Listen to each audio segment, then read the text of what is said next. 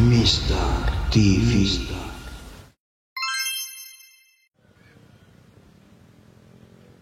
Banjir bandang dan longsor yang terjadi di Desa Silalahi 2, Kecamatan Silahi Sabungan, Kabupaten Dairi pada Selasa, 25 Februari 2025 menambah catatan panjang bencana di daerah itu.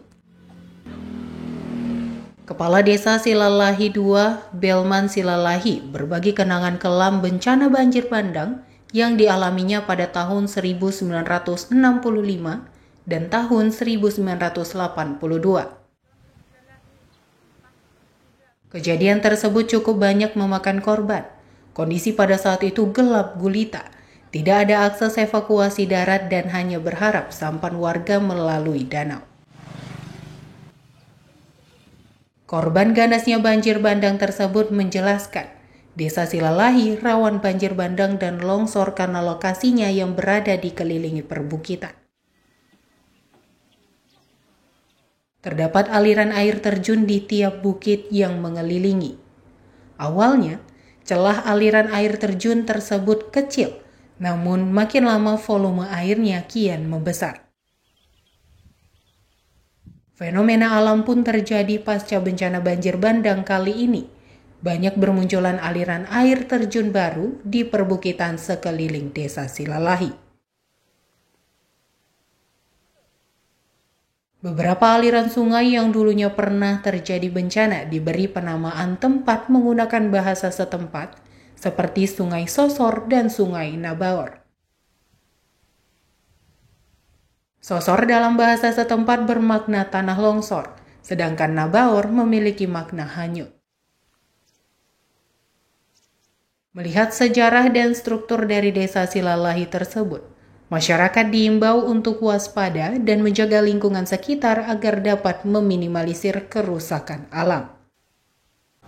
Pemirsa, saat ini saya sudah berada di Desa Silalahi 2, di mana saya saat ini juga tengah berada bersama salah satu tetua sekaligus korban banjir bandang. Nah, kalau kita ulik sekilas mengenai banjir bandang di Desa Silalahi 2 ini, ternyata sejak tahun 1965 sudah sering terjadi banjir bandang. Dan untuk melihat bagaimana sebenarnya sejarah kelam dari Desa Silalahi 2 ini yang berkaitan dengan banjir bandang, sudah bersama saya dengan Bapak Belman Silalahi. Oke, baik Pak, langsung saja dari Desa Silalahi 2 ini Pak, apakah banjir bandang yang terjadi baru-baru ini pertama kali atau sebelumnya sudah pernah terjadi? Baik, kalau pertama kali tidak. Memang kalau banjir bandang di sini udah sering, tapi ada juga yang agak besar, ada yang kecil. Yang pertamanya itu sejarah dari orang tua saya, tahun 65 sudah ada kejadian, tapi cuma hanya membawa air besar dan material-material batu yang tapi tidak sedahsyat yang seperti sekarang ini. Dan disusul lagi tahun 82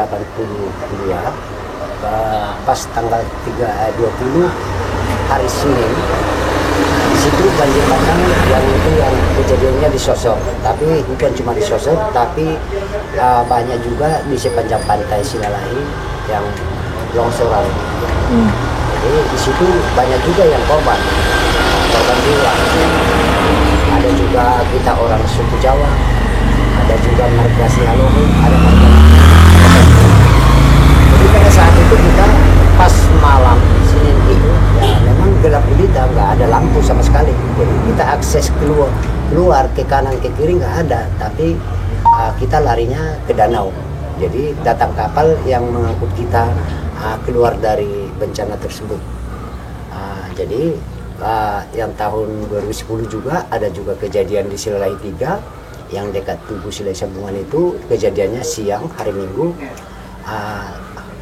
Tanggalnya saya agak lupa, tapi tepatnya hari Minggu. Memang di situ hujannya rintik-rintik, tapi bisa begitu banjir bandang juga. Di situ ada juga korban jiwa 2 orang, satu ibunya dengan mamanya yang sedang tidur, besoknya baru dapat digali seperti itu. Kalau sekarang ini juga ada kejadian ya, memang titik-titik sungai juga bermunculan.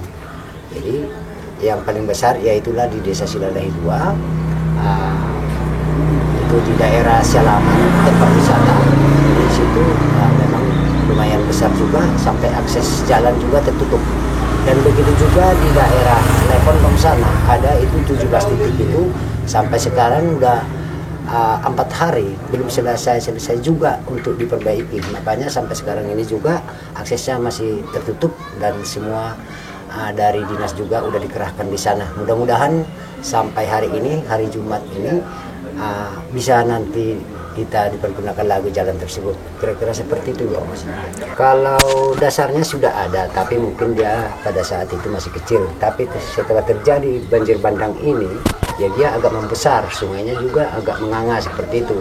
IDR-nya semakin besar, dan yang baru-baru ini saya lihat ada juga bermunculan titik-titik sungai. Ya, terjadi lagi di sungai, beberapa sungai lagi terjadi, dia mungkin ada penyumbatan dari sungai ini muncul di sebelahnya seperti itu. Sebenarnya kalau banjir bandang Kecamatan Silah Sabungan ini semua rawan karena kita ini di bawah perbukitan. Jadi kita memang rata-rata kejadian seperti itu. Karena di bawah perbukitan udah jelas itu rawan banjir juga. Kalau berarti semua yang rawan ya Pak, bukan Silalahi 2 aja. Oke, sejauh ini dari Bapak yang mungkin juga selaku korban, juga kepala desa, udah ada peninjauan kembali nggak Pak? Mungkin manggil ahli geologi atau peneliti segala macam melihat struktural desa ini?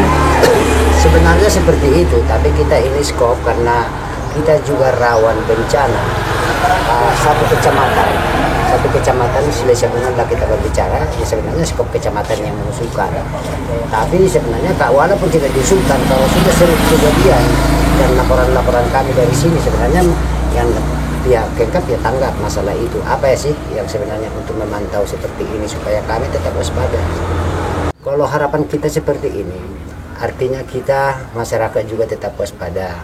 Dan kalau kita harapkan dari pemerintah, normalisasi sungai-sungai itu ya itu perlu.